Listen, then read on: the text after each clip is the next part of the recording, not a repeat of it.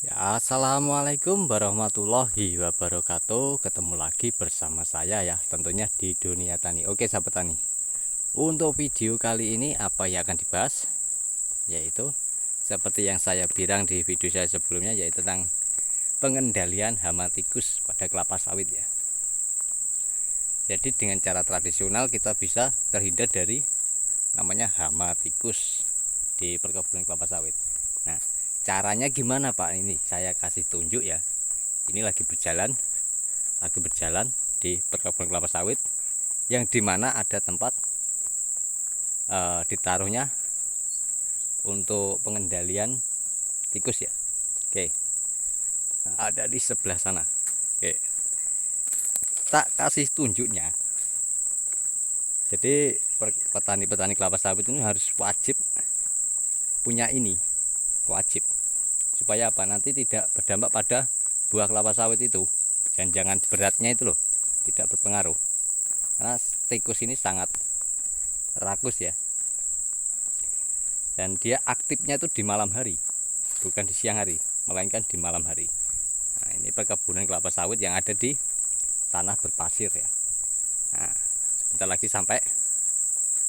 Di sini ada angkongnya untuk melangsir buahnya. Nah,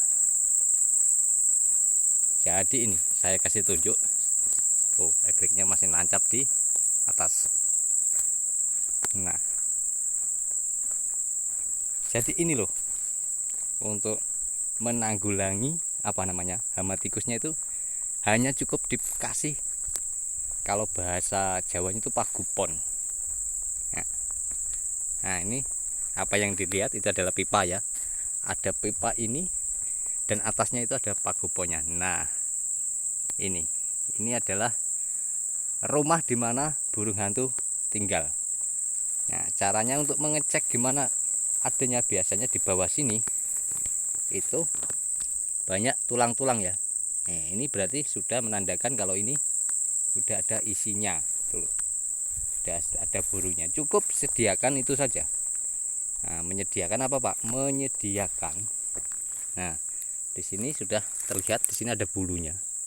Ini adalah bulu di mana burung hantu itu tinggal. Nah, tuh ya, bisa dilihat di sana ya. Itu adalah rumahnya, rumah burung hantu. Jadi caranya begini, hanya menyiapkan ini saja, lahan kita terbebas dari hama tikus. Nah, jadi waktu malam itu dia akan bekerja.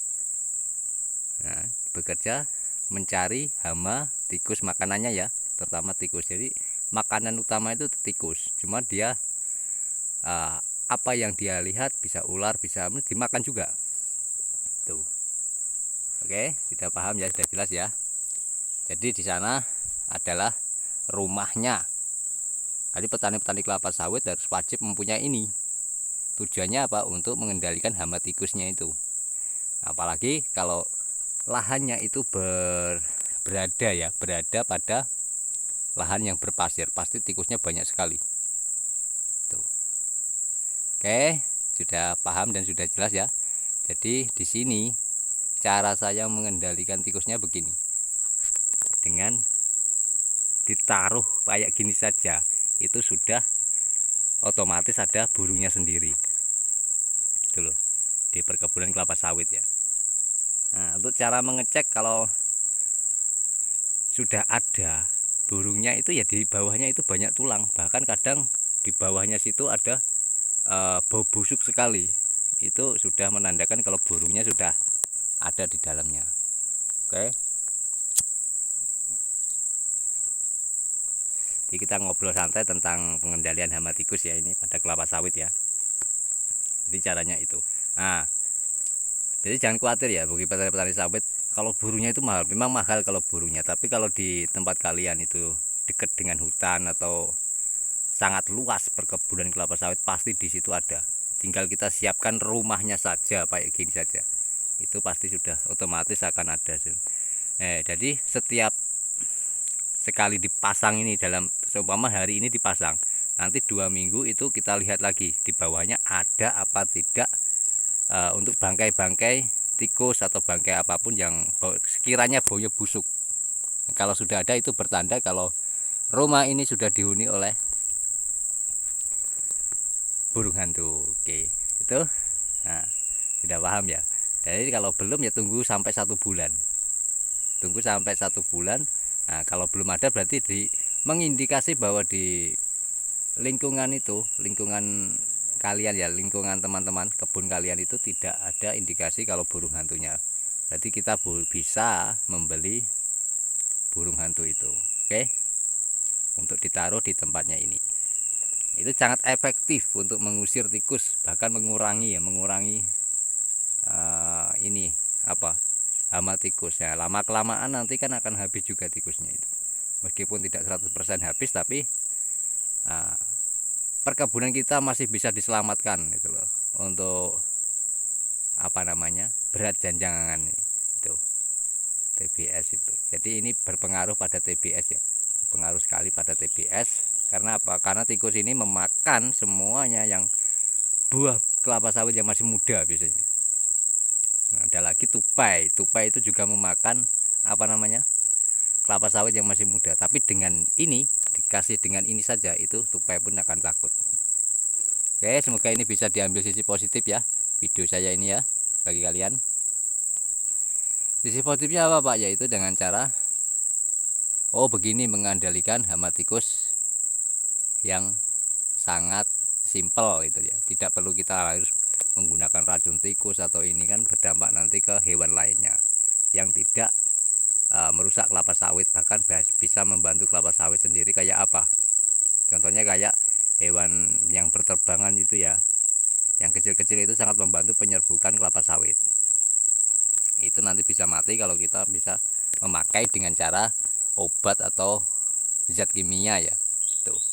Oke, sudah paham ya dan sudah jelas ya video saya ini, sangat jelas ya. Kalau kurang jelas ya boleh komen di kolom komentar. Gimana menurut kalian ya? Ya nanti saya akan perbaiki lagi, lebih baik lagi. Oke, ini kelapa sawitnya. Di sini TBS-nya sangat luar biasa dan hampir tidak ada yang dimakan oleh hama tikus ataupun hama tupai.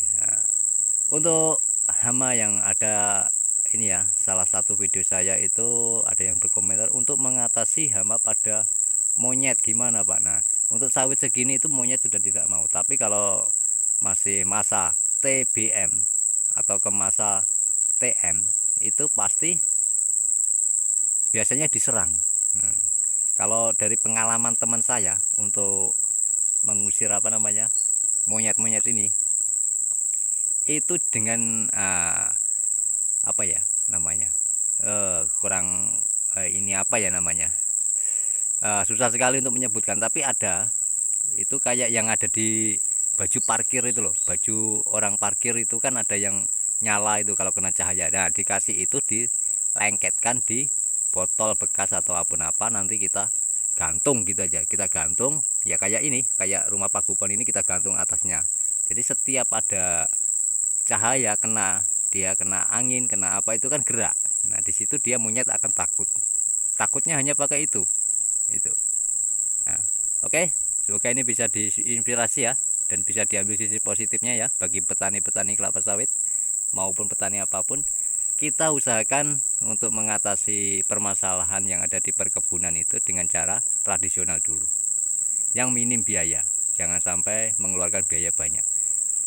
Tujuannya apa? Untuk mengimbangi apa Pak? Mengimbangi kalau panennya tidak sesuai harapan itu ya. Oke, semoga ini bisa menginspirasi dan bisa diambil sisi positifnya bagi petani-petani kelapa sawit.